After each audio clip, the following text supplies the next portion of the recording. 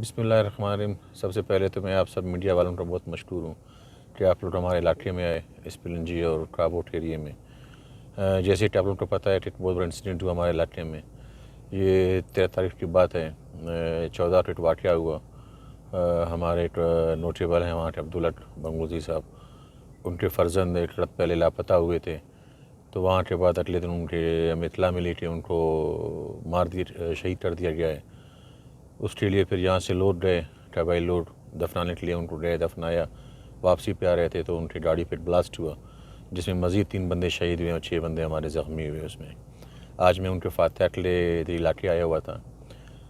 तो सबसे पहले मैं कहना चाहता हूँ कि सबसे पहले हम कंडम करते हैं ऐसे दहशतगर्दी के वाक़यात को।